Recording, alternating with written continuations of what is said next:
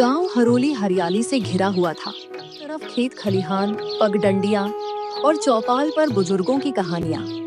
गांव वाले मेहनती और सच्चे थे, लेकिन पूरे गांव को में केवल एक ही दुकान थी, भोला राम की किराना दुकान।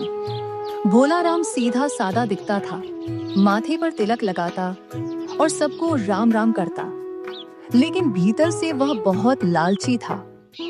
गांव में मेरी ही दुकान है, अगर दाम बढ़ा दूं तो सबको मजबूरी में मुझसे ही लेना होगा। उस दिन से भोला राम ने धीरे धीरे सारे सामान के दाम दोगुने तिगुने कर दिए।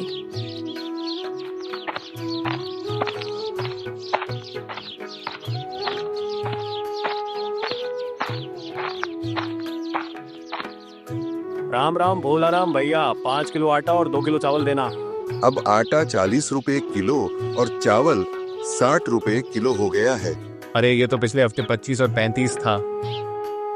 शहर से माल महंगा आता है भैया, लेना हो तो लो वरना चले जाओ।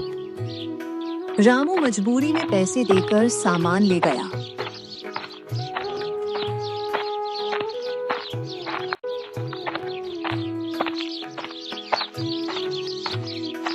भोला राम भाई, आधा किलो तेल और 1 किलो चीनी देना।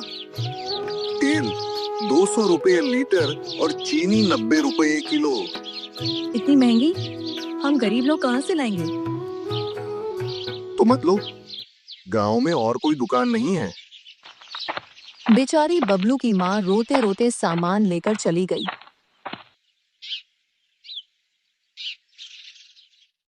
गांव वाले चौपाल पर बैठकर शिकायत करने लगे।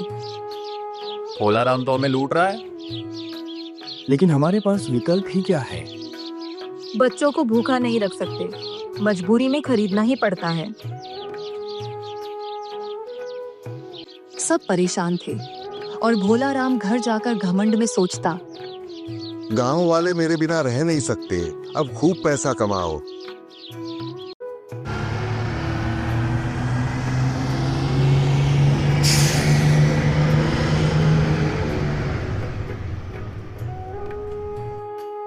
कुछ दिन बाद गांव में नया चेहरा आया। गोलू शहर से पढ़ाई करके लौटा था।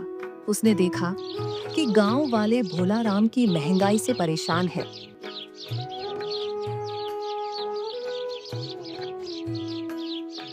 अगर मैं सस्ती और सही दाम में दुकान खोलूं तो सबकी मदद होगी। उसने पंचायत से बात की। मुखिया जी, मैं एक नई दुकान खोलना चाहता हूं। मैं सबको सही दाम पर सामान दूंगा।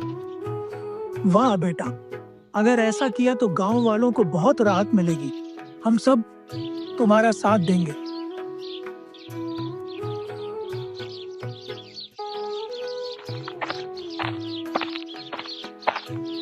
गोलू ने चौपाल के पास छोटी दुकान बनाई। उस पर साफ सुथरी थैलियां, तराजू और दामों की लिस्ट टांग दी। बेटा, 1 किलो चीनी और आधा किलो तेल चाहिए। चीनी 40 रुपए किलो और तेल 120 रुपए लीटर है, ये लीजिए। अरे इतना सस्ता? भोला राम तो दुगना दाम लेता है। खबर आग की तरह फैल गई। धीरे धीरे सब लोग गोलू की दुकान पर आने लगे। भोला राम ने देखा कि उसकी दुकान पर अब कोई नहीं आ रहा। ये गोलू आया कहाँ से? मेरी रोजी रोटी छीन लेगा क्या? अब कुछ करना पड़ेगा। गोलू ईमानदारी से काम करता रहा। वह बच्चों को टॉफियां मुफ्त देता, बुजुर्गों के लिए सामान घर तक पहुंचाता और महिलाओं से सम्मान से बात करता।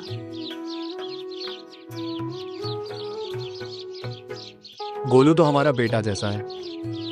इसकी वजह से हम लूट से बच गए।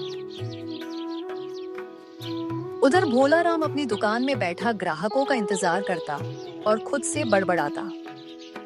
अरे सब लोग गोलू के पास जा रहे हैं, अगर ऐसे ही रहा तो मेरी दुकान बंद हो जाएगी। भोला राम ने गांव में अफवाह फैलानी शुरू की। सुनो सुनो, गोलू सस्ता सामान बेच रहा है क्योंकि वो घटिया माल लाता है। सस्ता चीनी मतलब मिलावटी चीनी। सोच लो, बाद में पछताना मत। अरे भोला राम, तेरा सामान ही महंगा और घटिया है। गोलू का सामान तो एकदम साफ सुथरा है।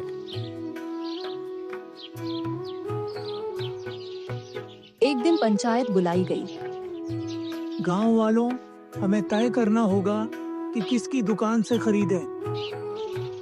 हम सब गोलू से खरीदेंगे, वो ईमानदार है। उसने हमारी मुश्किल आसान की। भोलाराम सिर्फ लालच जानता है। भोलाराम बीच में चिल्लाया। अरे, मैं तो इतना सालों से गांव की सेवा कर रहा हूँ, अब तुम सब मुझे छोड़ दोगे? भोलाराम, सेवा नहीं, तुमने लूट की है। गांव वालों का भरोसा खो दिया। अब तुम्हारी दुकान से कोई सामान नहीं लेगा। धीरे धीरे भोलाराम की दुकान वीरान हो गई। सामान सड़ने लगा, चूहे इधर उधर दौड़ने लगे। काश मैंने लालच ना किया होता, थोड़े मुनाफे में भी काम चला सकता था। अब तो सबने मुझे छोड़ दिया।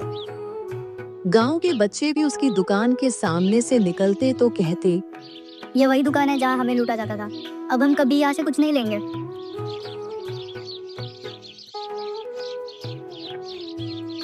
दूसरी तरफ गोलू की दुकान दिन ब दिन फलने फूलने लगी।